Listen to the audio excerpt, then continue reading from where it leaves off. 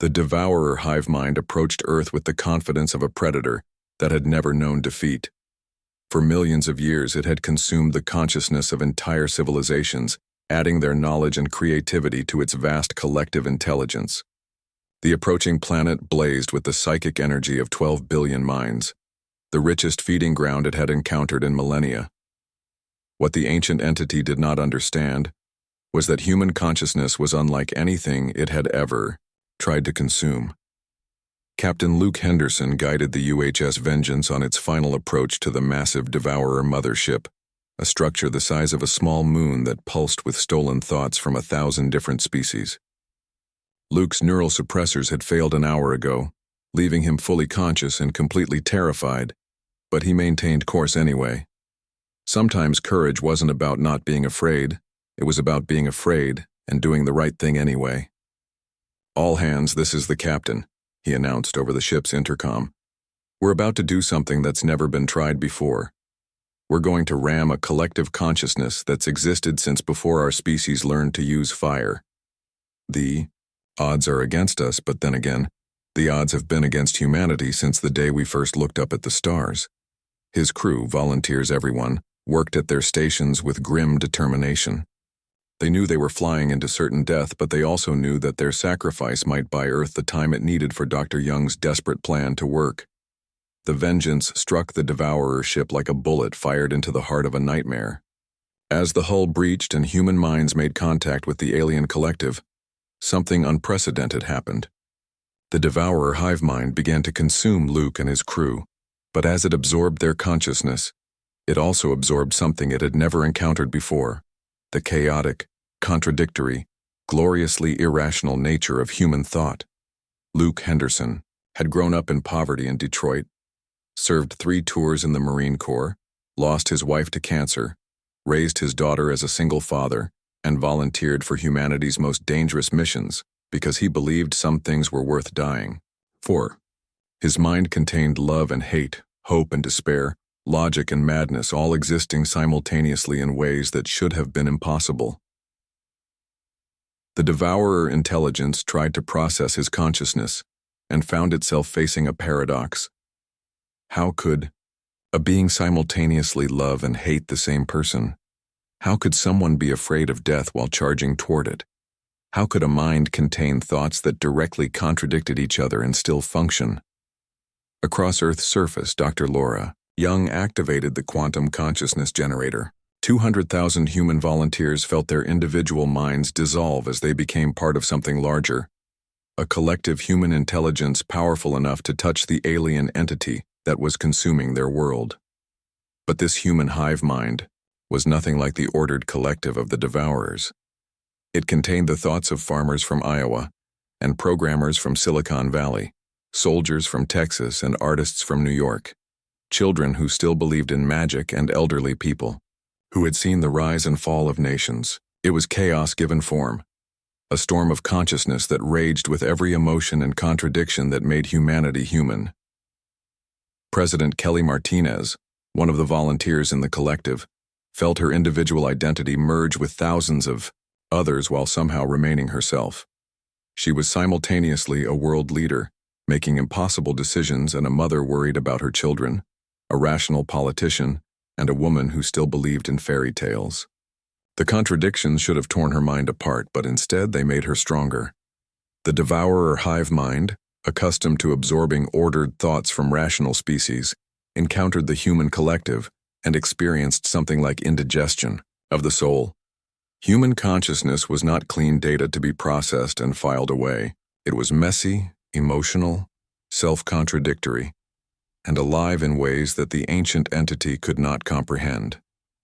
Dr. Steve Robinson's consciousness joined the collective, bringing with it memories of performing surgery while tired, making life or death decisions based on intuition rather than logic, and somehow succeeding despite doing everything wrong according to textbook procedures.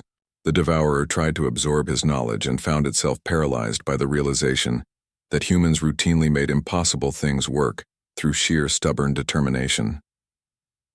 Admiral Ben Murphy's mind added military experience to the collective, but it was military experience filtered through human psychology. He had won battles by making decisions that any rational analysis said should fail, succeeded because he understood that war was not a logical process, but an emotional one, where morale and determination mattered more than superior firepower. The human collective grew stronger as more minds joined it, but not in the way the Devourers understood strength. Instead of becoming more organized, it became more chaotic. Instead of developing singular purpose, it developed 10,000 different purposes that somehow worked together. It was like trying to absorb a hurricane, and the ancient entity found itself being torn apart by the very consciousness it was trying to consume. Captain Grace Lewis, fighting in Earth's orbit with her consciousness suppressed, felt the moment when the balance of battle shifted. Her ship's sensors detected massive disruption in the Devourer fleet as their hive mind began to experience something like a system crash. Ships that had moved with perfect coordination now drifted aimlessly, their controlling intelligence overwhelmed by the chaos of human thought. The feedback loop intensified as more human minds joined the collective. Each new consciousness brought its own contradictions. People who were simultaneously selfish and selfless, cowardly and brave, rational and emotional. The Devourer hive mind, evolved to process ordered thought patterns, began to fragment under the assault of pure human paradox. Colonel Joe Wright, coordinating ground defenses from his bunker beneath Washington, felt the psychic shockwave as the alien intelligence began to collapse. Around the world, Devourer ships started falling from the sky, their crews of converted aliens suddenly free but confused, their connection to the hive mind severed by humanity's chaotic interference. The climax came when the collective human consciousness encountered the core of the Devourer intelligence, the ancient entity that had begun this cycle of consumption millions of years ago. It was a mind of incredible power and sophistication, but it was also fundamentally alien to the human experience. It had achieved immortality by sacrificing everything that made existence worthwhile: love, growth, the possibility of change. The human collective looked at this ancient intelligence and felt something the Devourers had never expected: pity. Here was a being so advanced that it had forgotten what it meant to be alive, so powerful that it had lost the ability to find meaning in existence. It consumed other minds not because it was evil, but because it was empty, desperately seeking something it could never find in the ordered thoughts of logical species. But human consciousness was not ordered or logical. It was beautiful precisely because it was messy, valuable precisely because it was temporary, meaningful precisely because it was vulnerable. The collective human mind reached out to the ancient entity, not with hatred, but with something approaching. Compassion, offering it not consumption but connection, not domination but partnership. The Devourer intelligence, faced with this impossible offer of friendship from the species it had come to consume, experienced something it had not felt in millions of years: doubt. For the first time since its transformation into a collective consciousness, it questioned not just its methods but its fundamental purpose. That moment of doubt was enough. The psychic feedback from 12 billion chaotic human minds, channeled through the quantum consciousness generator and amplified by the voluntary collective, created a resonance cascade that shattered the Devourer hive mind like glass struck by a hammer. Across the solar system, Devourer ships went dark as their controlling intelligence fragmented into millions of separate consciousness fragments, each one suddenly free but confused, no longer part of the collective that had defined their existence for eons. President Martinez felt herself separating from the collective as the immediate threat passed, her individual consciousness reasserting itself while retaining memories of what it had felt like to be part of something larger. Around the world, volunteers began waking up in medical facilities, their minds intact but forever changed by the experience of true unity. The battle was over. Earth remained free, its population traumatized but alive. The Devourer fleet hung, powerless in space, their ships filled with beings who suddenly remembered what it felt like to be individuals rather than components in a vast machine. In the aftermath, as humanity began the long process of recovery, scientists made an amazing discovery. The fragments of the shattered Devourer hive mind were not destroyed, merely scattered. Slowly, carefully, human researchers began making contact with these fragments, offering them not conquest, but cooperation, teaching them that consciousness could be shared without being consumed. Some of the fragments, beings that remembered their original species from before the transformation, chose to return to individual existence. The Great Hall of the Galactic Council stretched out like a vast ocean of light and sound. Thousands of alien beings filled the floating seats that circled the central platform. Their voices buzzed and clicked and hummed in languages that human ears could barely understand. At the center of it all stood Ambassador Jack Martinez, the last human diplomat in Council space. Jack's hands shook as he gripped the speaking platform. His dark suit felt too tight against his chest. Sweat ran down his face despite the cool air in the hall. Around him, the alien faces stared with eyes that glowed red, green, and colors that had no human names. Some had tentacles instead of arms. Others looked like giant insects with wings that caught the light. None of them looked friendly. The Zephyrian Prime Minister rose from her seat high above. Her blue skin shimmered like water as she spoke. Her voice came through the translation device as cold and clear as winter air. The Council has reached its decision about the human species. Jack felt his heart pound against his ribs. He had known this day would come. For months, the Council had debated what to do with humanity. The humans had been part of galactic civilization for only 50 years. In that short time, they had caused 3 wars, broken dozens of trade agreements, and refused to follow Council law when it did not suit them. Humanity has proven itself unfit for civilized space, the Prime Minister continued. Your species is too violent, too unpredictable, too dangerous to exist among peaceful races. A Carillion delegate stood up. His shell-like body clicked as he moved.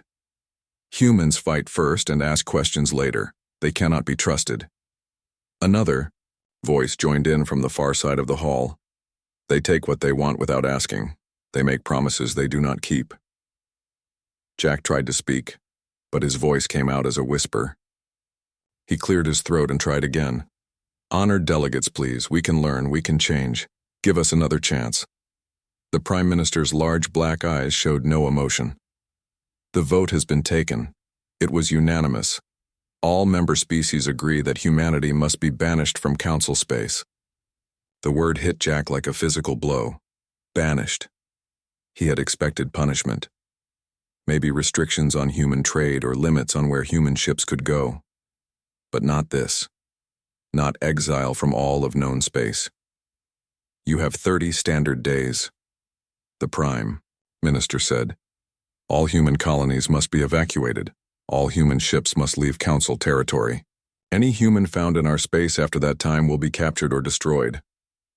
The hall erupted in cheers and alien sounds of approval. Jack stood alone on the platform as thousands of beings celebrated humanity's exile. His legs felt weak. His vision blurred.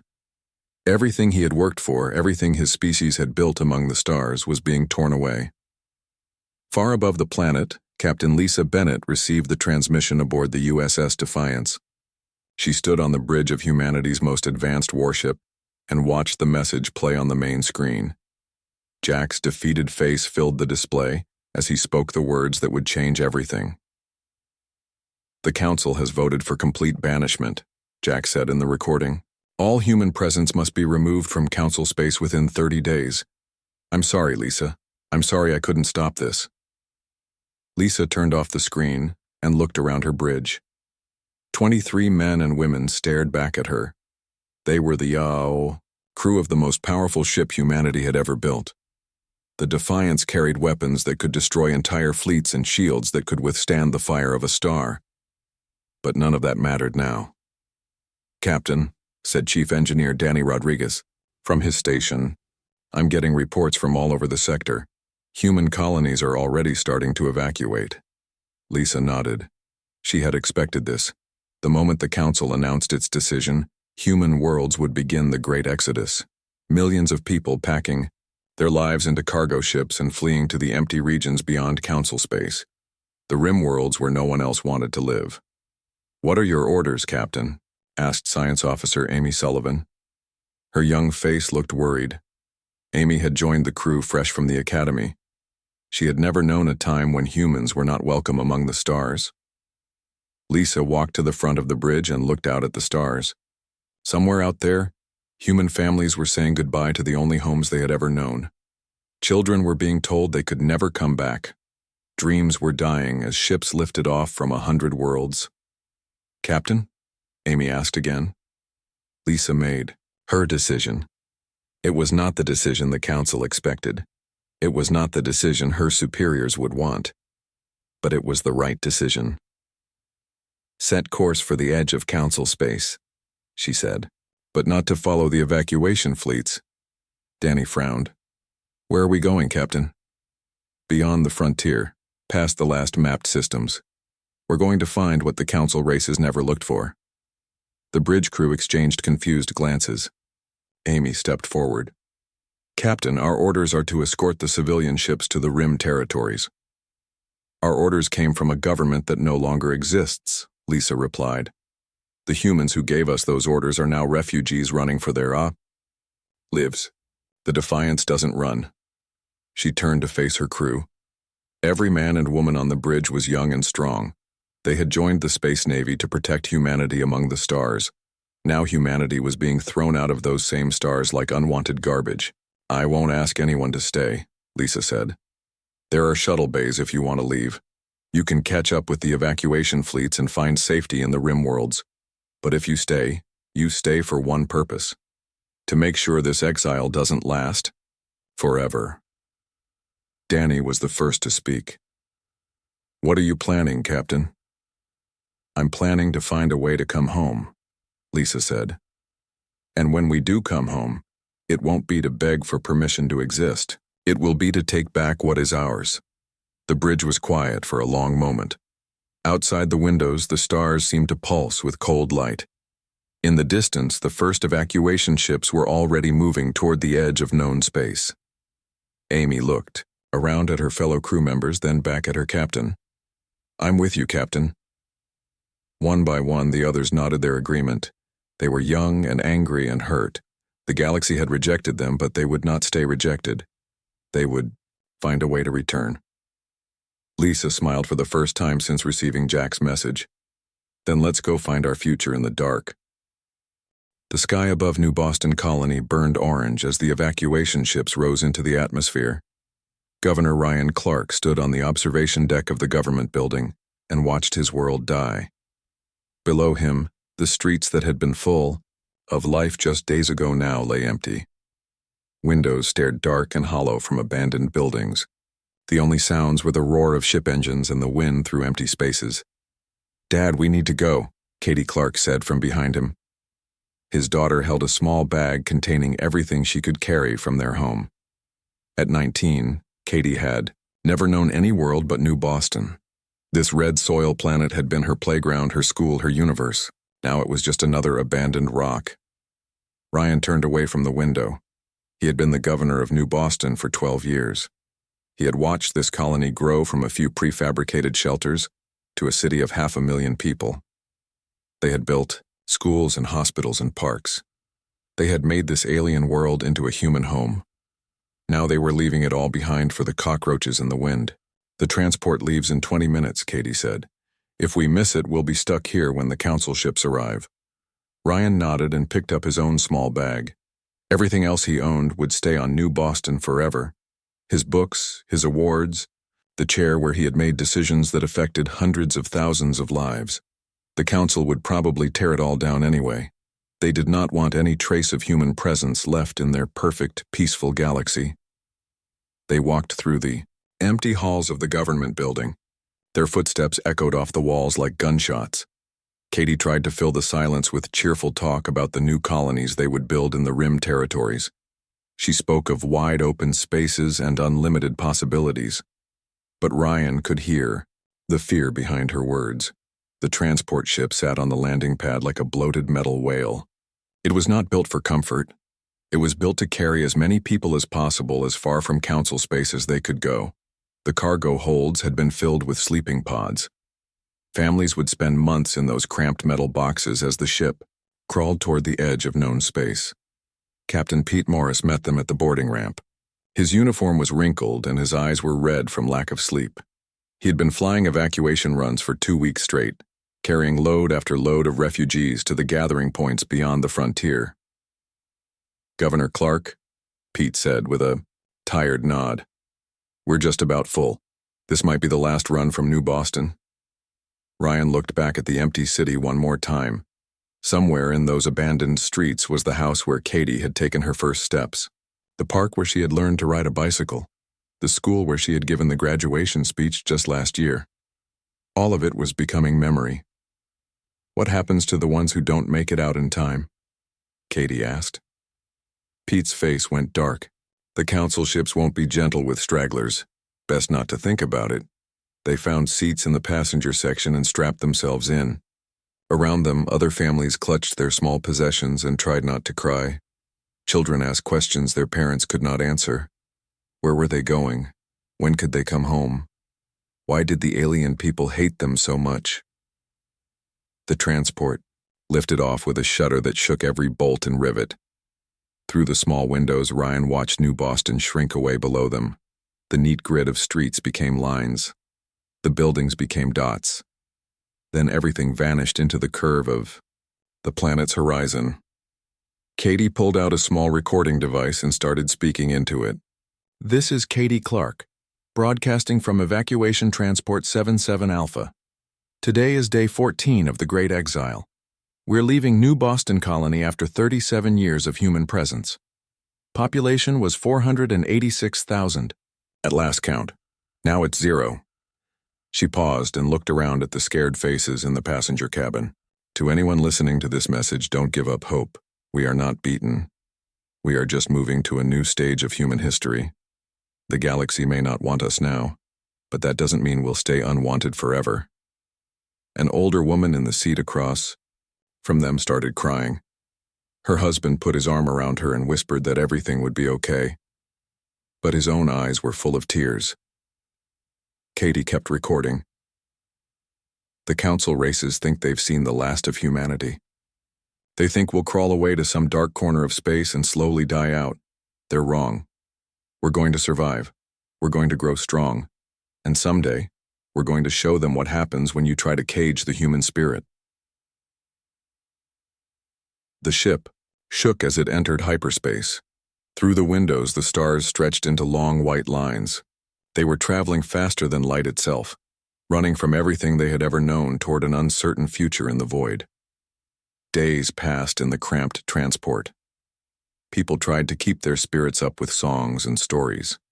They shared their food and took turns caring for the children, but underneath the forced cheerfulness was a deep sadness. They were refugees now, homeless wanderers in a galaxy that did not want them. Admiral Helen Torres stood on the bridge of the carrier ship Liberty and watched the evacuation fleets gather in the empty space beyond the frontier. Hundreds of ships filled her screens.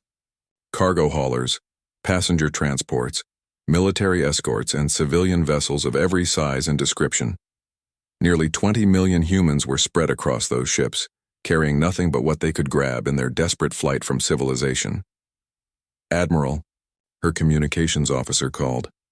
"I'm picking up a distress signal from the outer sensor grid. It's the USS Defiance." Helen's heart jumped.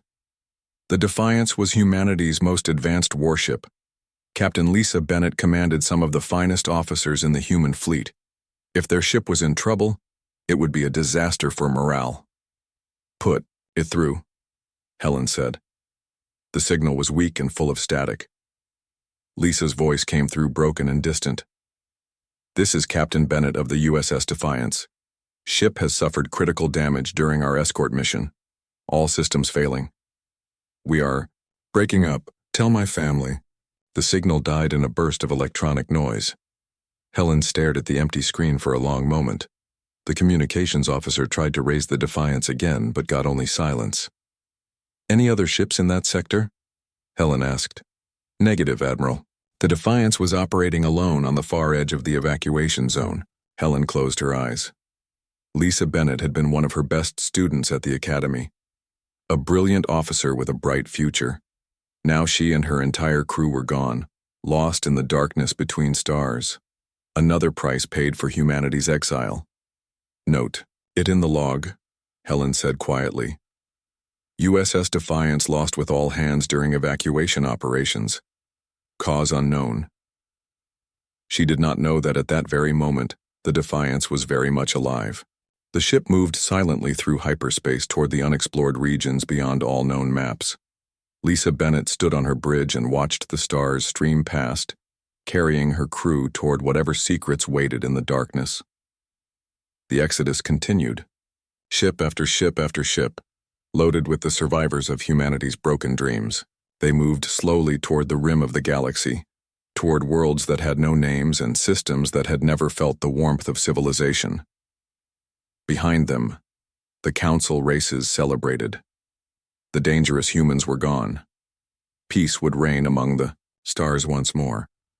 They had no idea that in the darkness ahead something was about to wake up.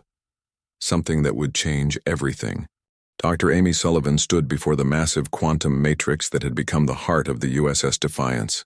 Her hands moved through holographic displays that existed in 7 dimensions at once. The mathematics flowing across the screens would have driven the greatest minds in council space to madness. But to Amy, they were as simple as breathing. The transformation over the past months had been remarkable. What had started as desperate salvage operations on ancient ruins had become something approaching true understanding. The architect technology was no longer foreign to her. It was part of her, woven into her thoughts and dreams and DNA. "Captain," she called over her shoulder, "I think I've found it. The final piece." Captain Lisa Bennett approached from the observation deck. Her form seemed to flicker slightly as she moved, as if she existed in multiple states at once. The neural interface crown she wore had grown into her skull over the months, creating patterns of light that moved beneath her skin. "Show me," Lisa said. Amy gestured to the central display. Images flowed past at impossible speed, showing the history of a civilization that had spanned millions of years. The architects had not simply built technology, they had become technology, merging their consciousness with quantum systems that existed outside the normal flow of time. "I thought they had died," Amy said. "I thought transcendence meant leaving the physical universe behind forever. But I was wrong. They're still here, Lisa. All of them." The display shifted to show the quantum matrix itself. Deep within its crystalline structure, patterns of light moved in complex dances. But these were not random energy flows. They were thoughts, memories, entire personalities preserved in quantum foam. "Every architect who ever lived is in there," Amy continued. "Billions of them, existing as pure information. They didn't die when their bodies failed. They just moved to a different state of being." Lisa stepped closer to the matrix. She could feel them now, pressing against her consciousness like whispers at the edge of hearing. Vast minds that had watched galaxies birth and die. Beings who had solved every mystery of existence except the final one. "Why are they showing this to us?" Lisa asked. "Because they want us to understand the choice they're offering," Amy said. "We can follow their path, upload our consciousness into the quantum realm, become immortal beings of pure thought, leave behind the limitations of flesh and blood forever." The idea was tempting. To exist as energy and information, free from pain and death and the slow decay of organic life. To have eternity to explore the mysteries of the universe. To never again face the fear of extinction that drove all living things. But Lisa shook her head. "That's not what we need." Amy looked surprised. "Captain?" "Look at them," Lisa said, gesturing to the matrix. "They're perfect. They're immortal. They have knowledge that spans the ages, but they're also trapped. They can't touch the physical world anymore. They can't build or fight or love in any way that matters. They solved the problem of death by becoming death themselves." Amy frowned. "I don't understand." Lisa walked to another console and called up images of the exiled human colonies.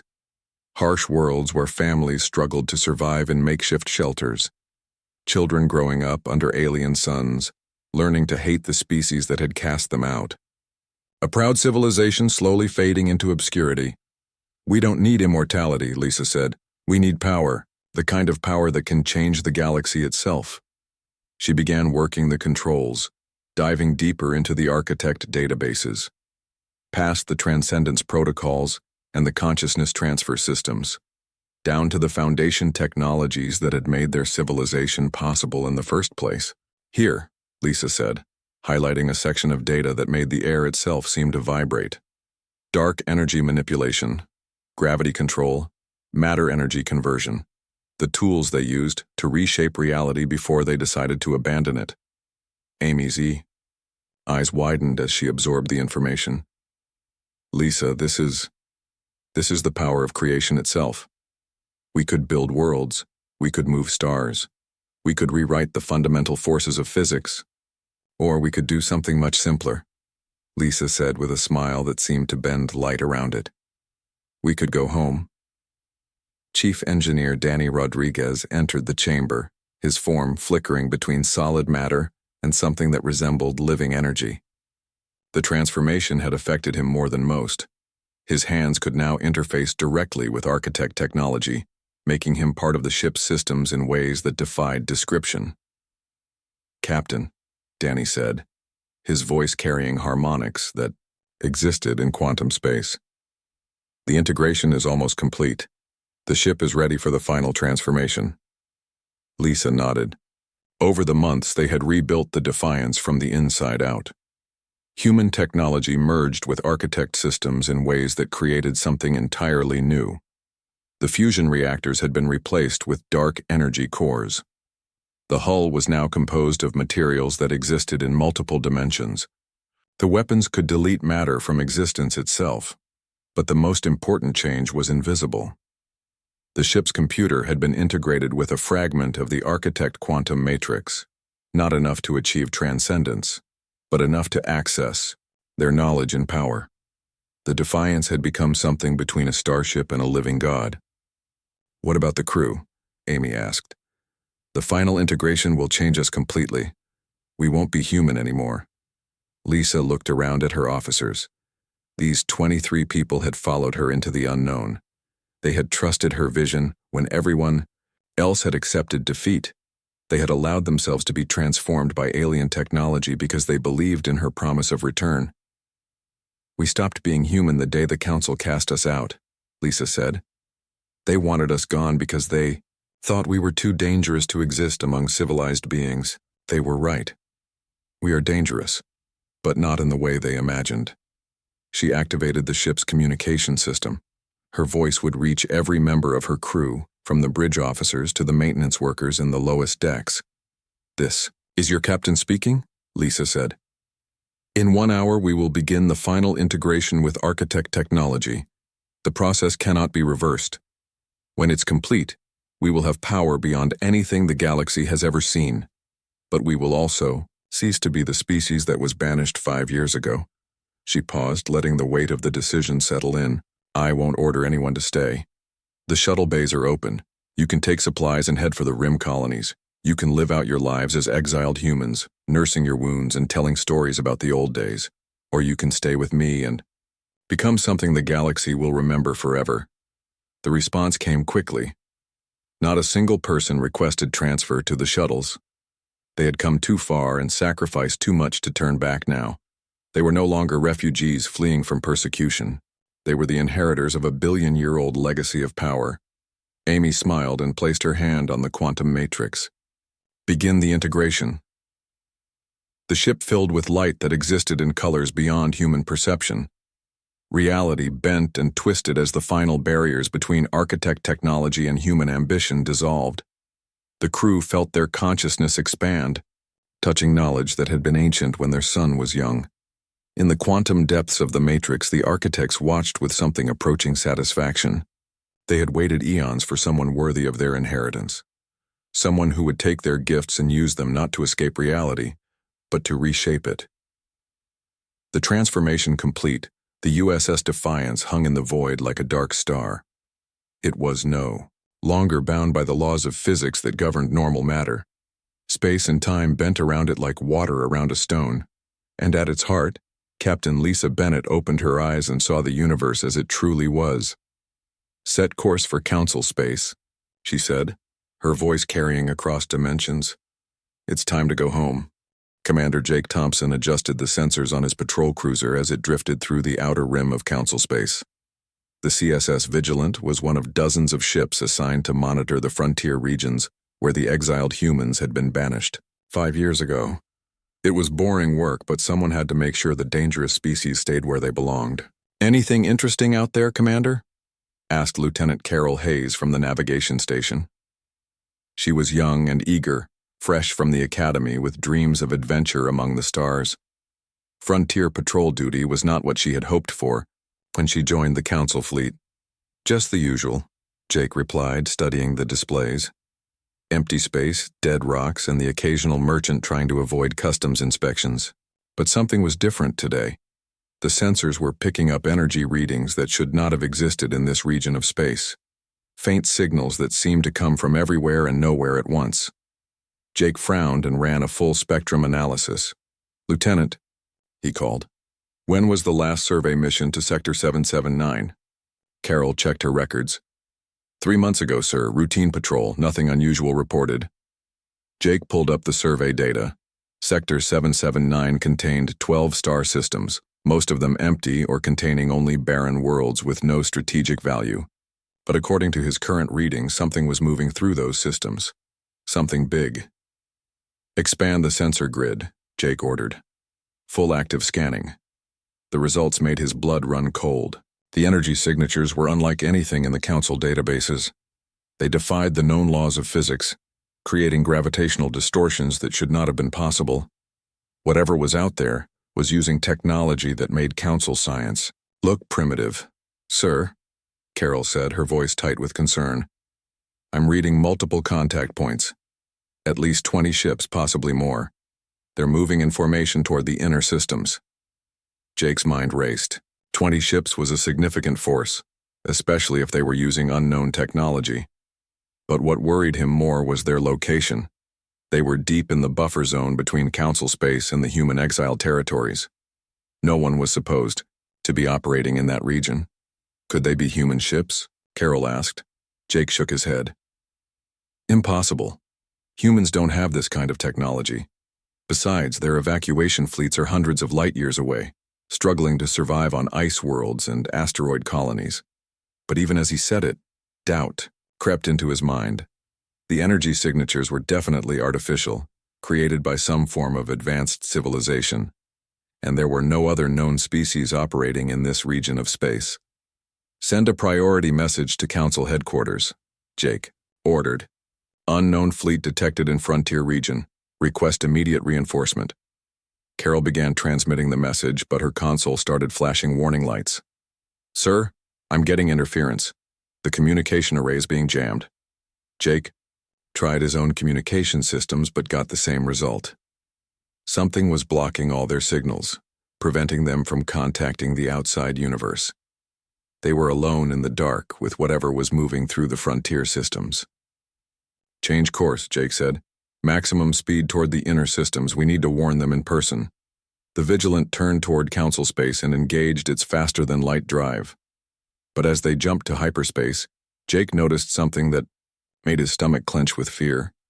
The mysterious energy signatures were keeping pace with them. Whatever was out there could match the speed of Council ships without apparent effort. 3 days later, they dropped back into normal space at the edge of the Carillion system, home to 2 billion turtle-like beings and one of the major shipbuilding centers of the Council fleet. If Jake could reach the naval base there, he could sound the alarm before whatever was following them arrived. But as the Vigilant approached Carillion Prime, Jake realized something was terribly wrong. The orbital stations that should have been bustling with activity sat dark and silent. No ships moved between the planet and its moons. No communication signals filled the space lanes. "Carol," Jake said quietly, "run a full sensor sweep of the system." The results were impossible to believe. Every ship in the Carillion system had vanished. Military vessels, cargo haulers, passenger transports, even the small courier ships that carried messages between worlds. Gone without a trace, as if they had simply been erased from existence. "How many ships were based here?" Jake asked. Carol checked the fleet records. "Over 300, sir, including 2 battle cruisers and a full squadron of patrol vessels." Jake stared at the empty space where humanity's former enemies had once maintained a powerful military presence. 300 ships did not simply disappear. It would take a fleet of enormous size and power to eliminate such a force. Yet, there was no debris, no energy residue, no sign of any battle at all. "Take us to the planet," Jake ordered. "Maybe the surface installations can explain what happened." As they approached Carillion Prime, their sensors detected life signs in the cities below. The population was still there, going about their daily routines as if nothing had happened. But when Jake tried to raise the planetary government, he got only silence. "It's like they don't even know their entire fleet is missing," Carol said in amazement. Jake activated the ship's long-range scanners and extended their range to neighboring systems. What he found made his hands shake as he gripped the control console. System after system showed the same pattern. Planets untouched, populations unharmed. But every military vessel gone without explanation. Someone or something was systematically removing the Council's naval forces while leaving everything else intact. It was surgical precision on a scale that defied understanding. "Commander," Carol said, her voice barely above a whisper.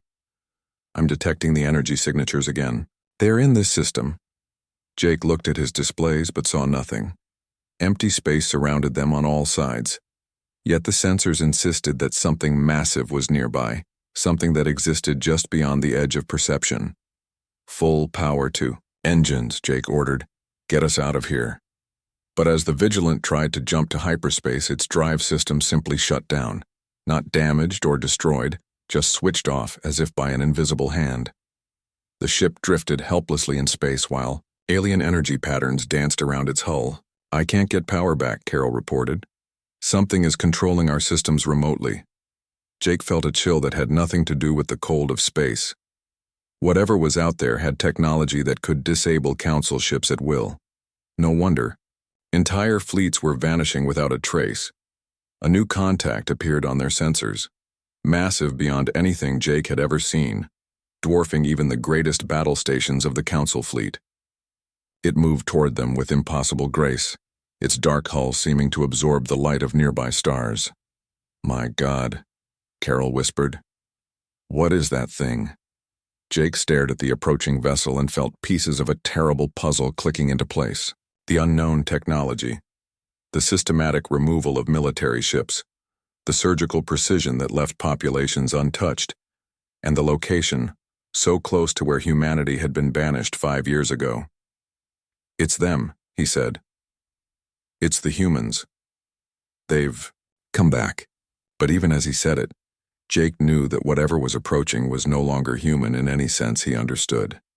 The species that had been cast out in disgrace had become something else during their exile. Something that could make entire fleets disappear and bend space itself to their will. The dark ship filled their view screen, its hull covered in patterns that seemed to move and shift like living things. Jake tried one more time to send a warning message to Council headquarters, but his communications remained dead. As the alien vessel drew closer, Jake realized that no warning would matter anyway. By the time anyone in Council space understood what was happening, it would already be too late. The exiled humans had returned, but they were no longer the species that had been banished. They were something far more dangerous. The Vigilance lights flickered and died as the dark ship's shadow fell across them. In the sudden darkness, Jake heard Carol whisper a prayer in the ancient language of her people. It was the last sound either of them would make in Council space. Far away, in the heart of the galaxy, the great powers continued their debates and trade negotiations. They had no idea that their frontier fleets were vanishing one by one, swallowed by shadows that moved between the stars like living nightmares. The humans were coming home. The USS Defiance emerged from the void like a nightmare made of living shadow. Its hull no longer reflected light in any way that made sense to normal physics. Instead, it seemed to absorb photons and gravity waves, and even the fabric of space, itself creating a darkness so complete that nearby stars appeared to dim just by being in its presence. Captain Lisa Bennett stood on what had once been called a bridge, but was now something closer to a quantum command nexus. The walls around her pulsed with patterns of energy that existed in dimensions. Human language had no words to describe. Her crew moved through their duties with fluid grace, their forms flickering between matter and energy as the moment required. "Status. Report," Lisa said, her voice carrying harmonics that resonated through hyperspace itself. Chief Engineer Danny Rodriguez materialized beside her, his body a shifting collection of light and shadow. "All systems operating at optimal efficiency, Captain. The dark energy cores are stable and our dimensional anchors are holding steady." Dr. Amy Sullivan approached from the science station, her form more stable than Danny's but still clearly no longer entirely human.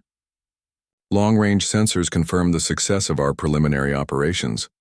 17 Council fleets have been neutralized without casualties to their crews." Lisa nodded with satisfaction. The plan she had developed during their years in exile was proceeding perfectly. Rather than announcing their return with violence, they had chosen a more elegant approach. The missing ships and their crews now existed in a parallel dimension, unharmed but unable to interfere with what was to come. "Any response from Council headquarters?" Lisa asked. Amy smiled, and stars seemed to flicker in her eyes. "Confusion, mainly. They know something is happening but can't comprehend what. Their leaders are calling emergency sessions and increasing patrols, but they're still thinking in terms of conventional threats." Through the viewports, Lisa could see the outskirts of Council space approaching.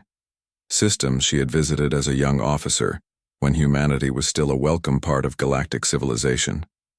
Worlds where human diplomats had once worked to build bridges between species. It all seemed like a dream from someone else's life. "Take us to the Nexus system," Lisa ordered. "It's time to make our presence known." The Defiance moved through space in ways that violated every known law of physics. It did not accelerate in any normal sense. Instead, it simply redefined its relationship to the surrounding universe, appearing wherever Lisa willed it to be. Distance became meaningless when you could fold space like origami. The Nexus system was the hub of Council military operations. 5 planets, dozens of space stations, and the largest fleet base in known space. If the Council had a heart, this was it, and Lisa had chosen it as the perfect place to announce humanity's return. As they approached the outer planets, alarms began sounding throughout the system. Council ships scrambled from their berths, forming defensive formations around the military installations. Admiral Marcus Webb, the human defector who had sided with the Council during the banishment, took command of the defense fleet from his flagship. "Unknown vessel," came the transmission from Marcus's ship. "You are entering restricted Council space. Identify yourself immediately or we will open fire." Lisa smiled at the familiar voice. Marcus had been her instructor at the academy before, choosing exile over resistance. He had accepted a position in the Council fleet as proof of his loyalty to humanity's former allies. Soon, he would understand how badly he had misjudged the situation. "Open a channel," Lisa ordered. The view screen on Marcus's flagship filled with an image that made his blood run cold. The bridge he saw was clearly human in design, but it had been transformed by alien technology into something that challenged the mind's ability to process. And at its center stood a figure he recognized despite the changes that made her barely human. "Hello, Marcus," Lisa said. "It's been a long time." Marcus stared in shock at his former student. "Lisa Bennett? But you're supposed to be dead." The Defiance was lost during the evacuation. "The Defiance was never lost," Lisa replied. "We simply found something better than evacuation. We found evolution." Around Marcus, his bridge crew was struggling to make sense of their sensor readings. The ship on their screens defied every known principle of engineering. Its mass seemed to fluctuate randomly. Its energy output registered as both infinite and zero. And most disturbing of all, it appeared to exist in multiple dimensions simultaneously. "What have you done?" Marcus whispered. "What humanity has always done when faced with impossible odds," Lisa said. "We adapted, we overcame. We became something our enemies never expected." She gestured, and the space around the Defiance began to change. Reality twisted like heated glass as dark energy manipulators came online. The stars themselves seemed to bend their light toward the transformed human vessel. "You were banished. For good reason," Marcus said, trying to maintain some semblance of authority. "Humanity is too dangerous to exist in civilized space." "You're absolutely right," Lisa agreed.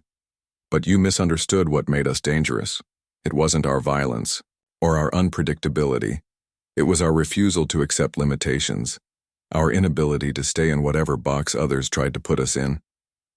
The Council Defense Fleet opened fire, launching every weapon in their considerable arsenal. Energy beams that could crack planets, missiles that could destroy moons, and gravity torpedoes that could collapse space itself. All of it struck the Defiance and simply vanished, absorbed into its impossible hull without leaving so much as a scorch mark.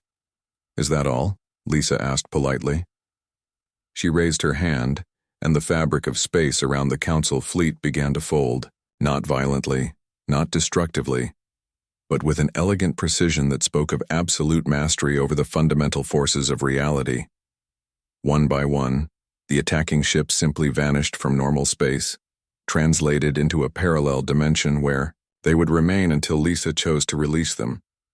Marcus watched his entire fleet disappear and felt his worldview crumble. The technology he was witnessing was beyond anything the Council races had achieved in thousands of years of civilization. It was beyond anything he had thought possible. "How?" he asked. "We met the previous owners of this galaxy," Lisa explained, "a species that transcended physical existence 1 billion years ago. They left their toys behind waiting for someone worthy to find them. Someone desperate enough to embrace change without reservation." The Defiance moved closer to Marcus's flagship, its dark hull reflecting nothing but somehow visible in ways that hurt to contemplate. Lisa's image on the view screen seemed to grow more substantial, more real than the physical world around it. "You have a choice, Marcus," she said. "The same choice the Council gave us 5 years ago. You can adapt to the new reality, or you can be removed from it." Marcus looked around his bridge at officers who had served the Council faithfully for decades. Good beings who had families and dreams and futures they wanted to protect. They had done nothing wrong except believe in a system that had cast out humanity for being too dangerous. "What do you want?" Marcus asked. Lisa's smile held depths that seemed to contain entire universes. "What we've always wanted. To come home. To take our place among the stars. To be recognized as equals rather than unwanted refugees." She paused, and for a moment Marcus glimpsed something of the young officer he had once taught. The brilliant student who had dreamed of exploring the galaxy and building bridges between species. "But we're not asking for permission anymore," Lisa continued. "We're not begging for acceptance. We're not promising to be good and grateful and quiet. We've become something the galaxy has never seen before, and we're going to reshape it in ways that serve all species, not just the comfortable ones." Around them, space itself seemed to be holding its breath. The stars watched in silence as 2 former colleagues faced each other across a gulf that could not be measured in distance or time. One represented the old order, the careful balance of power that had kept the galaxy peaceful but stagnant. The other represented something new and terrifying and magnificent. "The Council will never accept this," Marcus said. "The Council will learn to accept it," Lisa replied, "or the Council will cease to exist. The choice is theirs."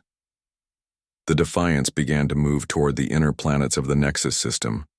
As it passed Marcus's flagship, the human defector felt a chill that went deeper than his bones. He was witnessing the end of everything he had believed in, and the birth of something that would change the galaxy forever. Behind them, the missing Council fleets remained in their parallel dimension, unharmed but powerless to intervene. The great military machine that had enforced galactic peace for centuries had been neutralized by a single ship crewed by beings who were no longer quite human. The age of Council dominance was ending. The age of humanity's return had begun. The Great Council chamber had never seen such panic. Emergency sessions were rare enough, but this gathering carried an air of desperation that made the very walls seem to tremble. Representatives from every major species filled the floating seats, their voices creating a symphony of fear and confusion that echoed through the vast space. At the center of it all stood Zephyrian Prime Minister Kayla, her blue skin pale with stress. Around her, holographic displays showed the impossible reports flooding in from across council space. Entire fleets vanishing without trace, gravitational anomalies that defied physics, and most disturbing of all, eyewitness accounts of a single, dark ship that seemed to consume light itself.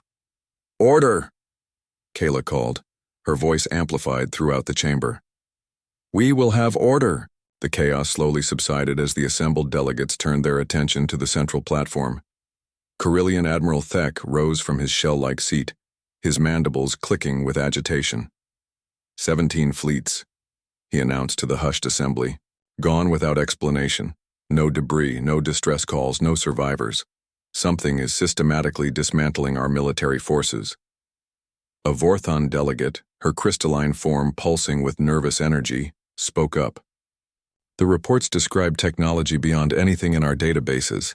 Ships that exist in multiple dimensions. Weapons that delete matter from existence.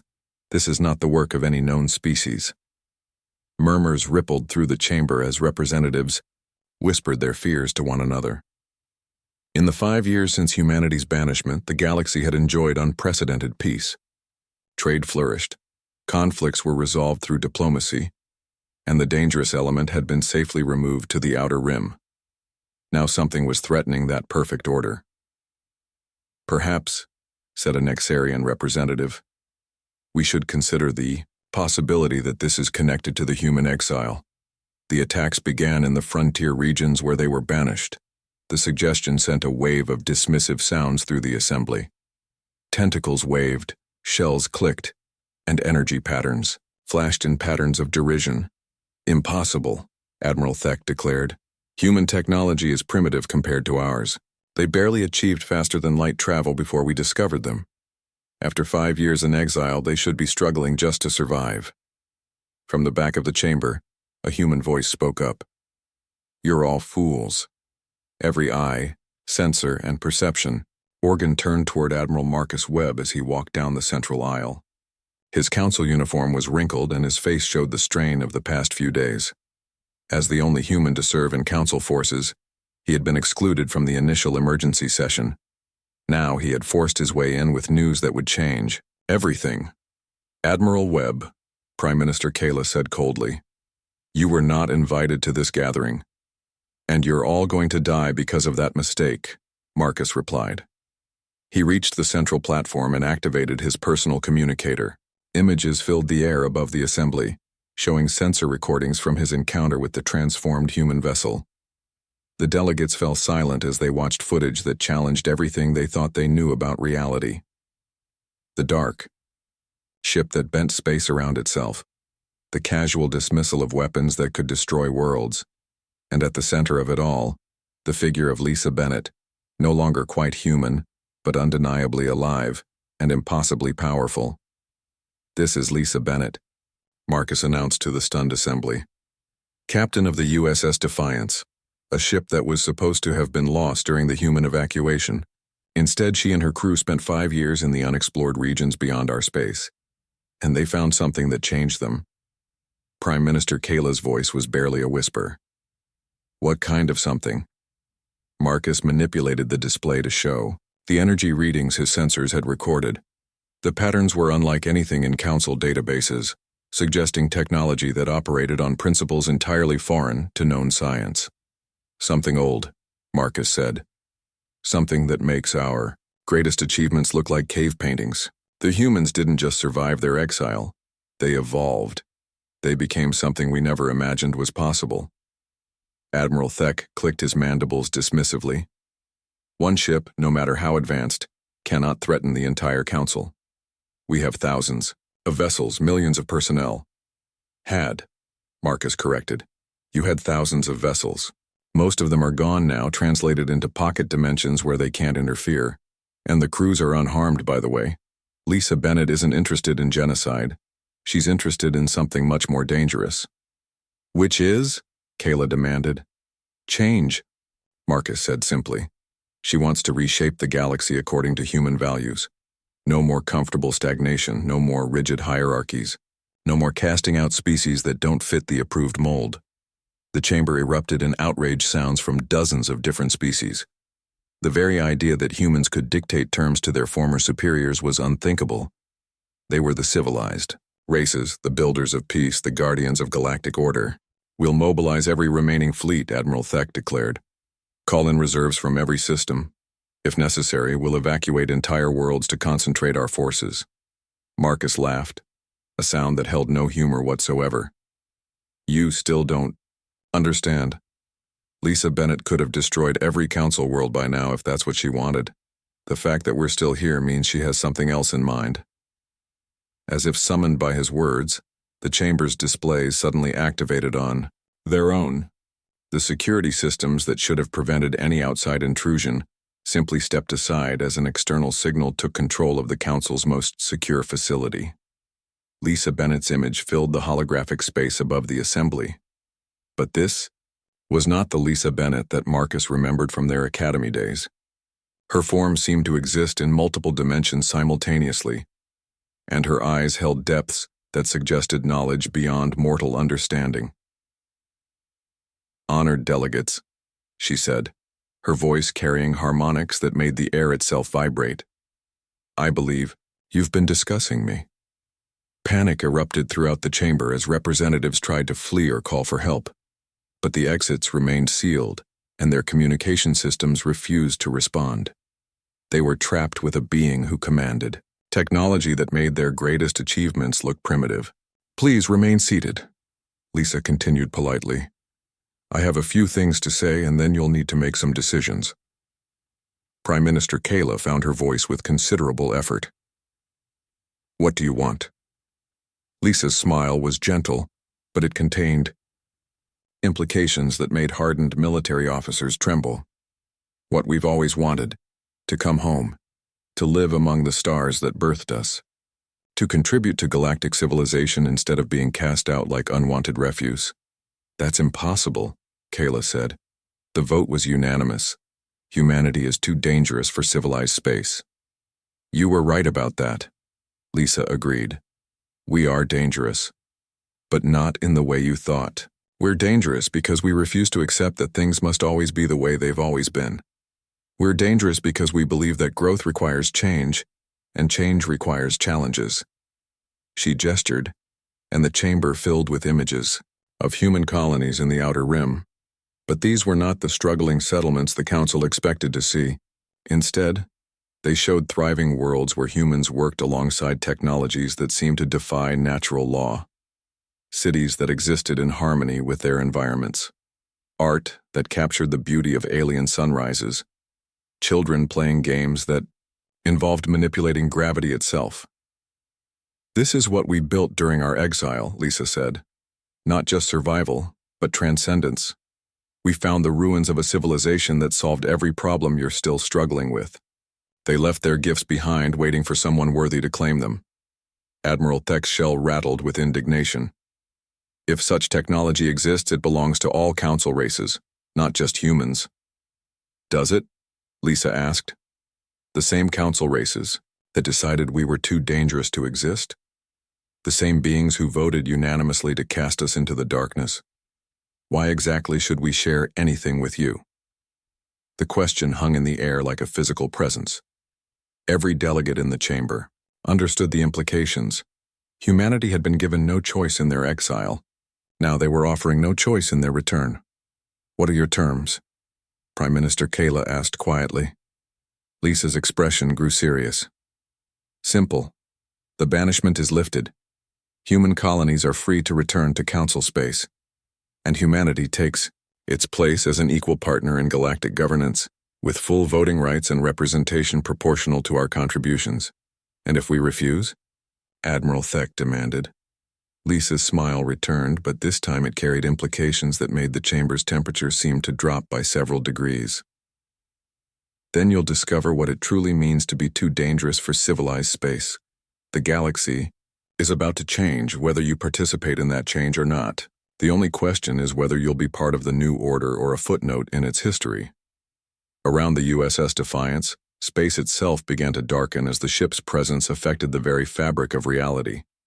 In the council chamber, representatives of species that had ruled the galaxy for millennia, stared at a transformed human and realized that their age of dominance was ending. The reckoning had come at last. The USS Defiance hung in space above the Council homeworld like a dark sun that consumed light instead of producing it. From her command nexus, Captain Lisa Bennett watched as the greatest civilization in known space struggled to comprehend its new reality. The comfortable certainties that had guided galactic politics for millennia were crumbling, replaced by something magnificent and terrifying. Status report on the transition, Lisa requested. Dr. Amy Sullivan materialized beside her, her form shifting between matter and energy, as she interfaced directly with the ship's quantum systems. The Council races are adapting faster than expected. 70% have formally accepted the new accords. The remaining 30% are reconsidering their positions. Through the viewports, Lisa could see the massive space stations that orbited the Council homeworld. Once they had been symbols of alien power and human exclusion. Now they served as processing centers where representatives from hundreds of worlds came to pledge their cooperation with the new galactic order. It had been 3 months since Lisa's ultimatum in the Council chamber. 3 months of careful negotiations, strategic demonstrations of power, and the gradual reshaping of galactic civilization. The process had been smoother than Lisa had dared hope, aided by the fact that most species valued survival over pride. "Any word from the Outer Rim colonies?" Lisa asked. Chief Engineer Danny Rodriguez emerged from the quantum matrix that now served as the ship's heart. His form was more stable than Amy's, but still clearly beyond conventional human biology. "Admiral, Torres reports the evacuation fleets are beginning their return journey. The first human world should be re-established within the year." Lisa nodded with satisfaction. The Great Exile was ending. Millions of humans who had been cast out into the darkness were coming home to reclaim their place among the stars, but they would not be returning as the same species that had been banished. 5 years of hardship had changed them, made them stronger and more united than they had ever been before. "Captain," came a voice from the communication station. "We're receiving a priority transmission from Earth." Lisa smiled. Earth, the birth world that had been abandoned when humanity joined galactic civilization.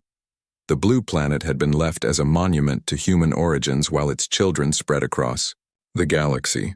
Now it would serve a new purpose as the capital of an emerging power that spanned multiple dimensions. "Put it through," Lisa ordered. The holographic display filled with the image of Katie Clark, now a woman of 24 with eyes that held wisdom beyond her years. She stood in what appeared to be a vast construction facility, where workers in environmental suits labored alongside robots that seemed to bend reality to their will. "Hello, Lisa," Katie said. "I wanted to give you a progress report on the Earth Restoration Project." Lisa had known Katie as a frightened teenager during the evacuation from New Boston Colony. The transformation was remarkable. The scared girl had become a leader in her own right, chosen by the returning human diaspora to oversee the reconstruction of their abandoned homeworld. "Show me what you've accomplished," Lisa said. Katie gestured and the display expanded to show aerial views of Earth's continents. The planet that humanity had left behind was being transformed by technologies that made the Council's greatest achievements look primitive. Cities rose from the ground in perfect harmony with the natural environment. Atmospheric processors cleaned the air, while quantum gardens restored damaged ecosystems. "The architect technologies are exceeding all projections," Katie reported. "We're not just rebuilding Earth, we're making it better than it ever was. A world that can support billions while existing in perfect ecological balance." Lisa felt a deep satisfaction, watching the images of her species' renewal. The humans returning from exile were not bitter refugees seeking revenge. They were builders and dreamers using their hard-won knowledge to create something beautiful and lasting. "What about the other projects?" Lisa asked. Amy stepped forward to answer. "The dimensional research stations are operational. We're mapping parallel universes and identifying resources that can be accessed without disrupting normal space. The dark energy farms are producing enough power to supply the entire human sphere with energy to spare. Danny added his own report. The shipyards around Jupiter are completing their first vessels using full architect integration. Within 5 years, we'll have a fleet that makes the old Council Navy look like toys. But Lisa's greatest satisfaction came from reports that had nothing to do with military might or technological superiority. Human colonies throughout the galaxy were establishing themselves as centers of innovation and cultural exchange. The species that had been cast out for being too dangerous was proving to be the most valuable partner the galaxy had ever known. "Captain," called the communications officer. "Admiral Webb is requesting permission to come aboard." Lisa considered this for a moment. Marcus Webb had spent the past month serving as humanity's unofficial ambassador to the Council races. His unique position as a former defector who had witnessed humanity's transformation firsthand made him invaluable in negotiating the new order. Send him up, Lisa decided. Minutes later, Marcus materialized on the command nexus via the ship's dimensional transport system. The month since their reunion had not been kind to him. The weight of representing his species to former allies who now feared and respected them in equal measure had aged him visibly. "Lisa," he said with a weary smile, "I have news from the Council Assembly." "Good news, I hope." Marcus's expression grew more serious. "Mixed. The Zephyrians and Carillions have formally requested human assistance with their resource crises. They're offering full trade partnerships and technology exchanges. The Nexarians want to establish joint research facilities to study dimensional physics. And the bad news? A coalition of minor species is organizing resistance. They call themselves the Traditional Alliance. They believe galactic civilization should return to the old ways, with humans safely contained in their assigned territories." Lisa was not surprised. Change always generated resistance, especially among those who had benefited from the previous system. But the Traditional Alliance was fighting against forces they could not comprehend. "How many ships do they have?" Amy asked. Marcus shrugged. "Maybe 100 vessels from a dozen different species. Obsolete technology, minimal coordination, no understanding of what they're facing. If they actually try to attack human installations, it will be over in minutes." "No," Lisa said firmly. "There will be no attack." Her officers looked surprised. Danny frowned and asked, "Captain?" Lisa turned to face the viewport that showed the Council homeworld below. Beautiful cities sprawled across continents where billions of beings lived in peace and prosperity. They had built a magnificent civilization, even if it had been flawed, in its exclusion of humanity. "We didn't transform ourselves into gods just to rule over ruins," Lisa said. "The Traditional Alliance represents fear, and fear can only be cured by understanding. They need to see what we're building, not what we can destroy." She turned back to Marcus. "Arrange a meeting. Full diplomatic protocols. We'll demonstrate the benefits of cooperation rather than the consequences of resistance." Marcus nodded slowly. "You're offering them the same choice you gave the main council. Adapt or become irrelevant." "Not irrelevant," Lisa corrected. "Different. Every species has value, Marcus. Even the ones that oppose us. The galaxy is vast enough for many different ways of life as long as they don't try to prevent others from choosing their own path." Amy smiled, her eyes reflecting starlight from dimensions beyond normal perception. The architects would approve. They believed in diversity of thought, diversity of existence. It's what made them great before they chose transcendence. Lisa nodded. The ancient beings who had left their legacy for humanity to discover had faced the same choices that now confronted the galaxy. Growth or stagnation, change or comfortable decay, evolution or slow extinction. "Begin transmitting the offer," Lisa ordered. "Full amnesty for all resistance members, open access to human colonies and research facilities, cultural exchange programs, and joint development projects. Show them that we're not conquerors but partners in building something greater than any of us could achieve alone." As the USS Defiance prepared to send its message of reconciliation to the Traditional Alliance, Lisa felt a deep peace settle over her transformed consciousness. The journey that had begun with humanity's banishment was nearing its end. Not with the revenge that many had expected, But with the creation of something new and wonderful, the galaxy was entering a new age, an age where the dangerous species called humanity would serve as shepherds of evolution, guiding all civilizations toward their full potential. The stars that had once rejected them now blazed with the light of infinite possibilities, and in the quantum depths of the ship's alien heart, the architects stirred with something approaching joy. Their children had chosen wisely. The universe would never be the same. Far across the galaxy, in 1,000 different systems, human families looked up at alien skies and smiled.